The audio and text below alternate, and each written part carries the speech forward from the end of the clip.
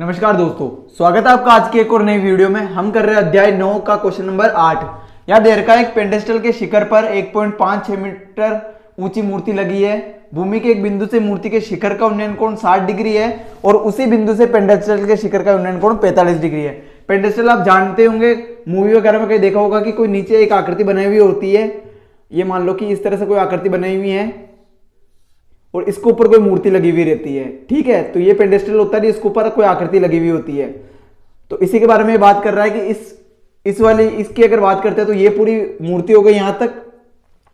तो इसको हम ये कह रहा है कि 1.6 मीटर लंबी मूर्ति है, तो ये हो गई 1.6 मीटर। और भूमि के एक बिंदु से, ये भूमि का एक बिंदु मान लेते हैं यहां पे, इससे बिंदु से मूर्ति के शिखर का उन्नयन कोण, मूर्ति के शिखर का उन्नयन कोण, तो यहां से ये मूर्ति का शिखर है, ये मूर्ति का शिखर है, तो यहां का उन्नयन कोण और उसी बिंदु से पेडेस्टल के शिखर, पेडेस्टल का शिखर कौन सा है, ये वाला। इन दोनों के कोण कितने, 60 डिग्री और 45 डिग्री। तो ये वाला कोण तो हो गया 45 डिग्री और ये बड़ा वाला कोण कितने का हो गया, 60 डिग्री का। तो पेडेस्टल के शिखर का उन्नयन कोण 45 डिग्री है। अतः पेडेस्टल की ऊंचाई मतलब ये वाली हाइट अपने को ज्ञात करनी है, तो इसको हम मान लेते हैं h, ये अपने को ज्ञात करनी है। ठीक है, इसको थोड़ा समझने के लिए आसान रख लेना, इसको इस तरह से बना लेना डायग्राम को। तो ये यहां तक तो हो गई मूर्ति की ऊंचाई और ये हो गई पेडेस्टल की ऊंचाई। ठीक है, इसको त्रिभुज दे देते हैं ए बी सी और ये डी, और जब पूरी ऊंचाई काम में आएगी तो इसको क्या ले लेंगे अपन, h + 1.6 मीटर। ठीक है, आगे इसको करते हैं। तो यहां को क्या लग रहा है, लंब और आधार की बात हो सकती है यहाँ पे।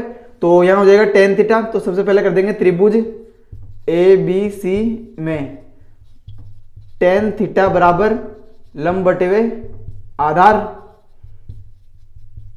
तो ये हो जाएगा tan 45 बराबर लंब कितना है इसके अंदर, BC बटे हुए आधार कितना है, AB। तो tan 45 का मान हो जाएगा 1/1 और BC का मान कितना दे रखा है, H, और AB का मान AB है। तो ये इसको मल्टीप्लाई करेंगे वज्र गुणा, तो AB हो जाएगा बराबर में H। ये हो गई समीकरण 1। यहां लिख देंगे इसी प्रकार त्रिभुज ABD में, त्रिभुज ABD में भी क्या हो जाएगा, tan थीटा। तो tan थीटा बराबर हो जाएगा लंब बटे हुए आधार। तो tan कितना, 60, tan 60 बराबर लंब कितना है इसके अंदर, BD बटे हुए आधार कितना है, AB। तो tan 60 की वैल्यू कितनी होती है, √3 बटे हुए 1। BD की वैल्यू कितनी है अपने पास में, H + 1.6 अपॉन में AB। तो ऐसे इसको सोल्व करेंगे तो AB ऊपर आ जाएगा, तो ये हो जाएगा H + 1.6 अपॉन में क्या चल जाएगा, √3। यहां से AB ऊपर चला गया, √3 नीचे आ गया, तो AB बराबर कितना हो गया, H + 1.6 अपॉन √3। ये हो गया समीकरण 2। यहां पे भी AB का मान है, यहां पे भी AB का मान है। तो यहां क्या करते हैं हम, समीकरण 1 व समीकरण 2 की तुलना करने पर, समीकरण 1 व 2 की तुलना करने पर, समीकरण 1 व 2 की तुलना करेंगे तो क्या जाएगा, इधर तो आ जाएगा H बराबर, इधर क्या आ जाएगा, H + 1.6 अपॉन में √3। इसको आगे सोल्व करेंगे तो ये क्या हो जाएगा, इसके नीचे कुछ नहीं मतलब 1 है, ये इधर गुणा हो जाएगा तो क्या हो जाएगा, H + 1.6 बराबर में ये इधर गुणा हो जाएगा तो क्या हो जाएगा, √3H।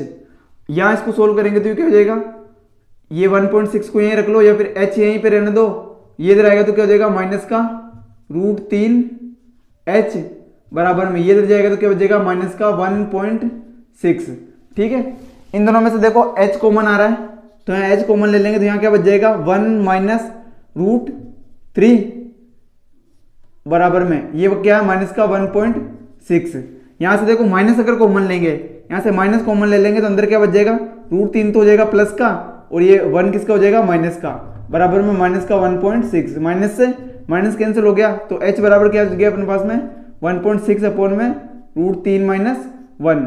और यहाँ हर में कभी रूट नहीं होता तो इसका परिमेकरण कर देंगे, तो √3 + 1 अपॉन में √3 + 1।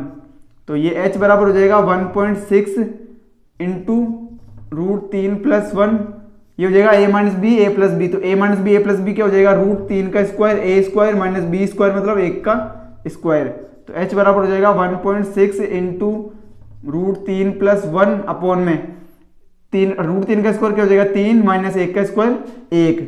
तो ये h बराबर हो जाएगा 1.6 इंटू √3+1 बटे में 3 में से 1 गया तो 2, और यहाँ इसमें डिवाइड करेंगे इसका, तो h बराबर कितना आ जाएगा, इसको आगे कर रहे हैं हम, तो h बराबर 2 का भाग देंगे इसमें 1.6 में तो कितना आ जाएगा 0.8 या फिर 0.8 कोष्टक में √3+1।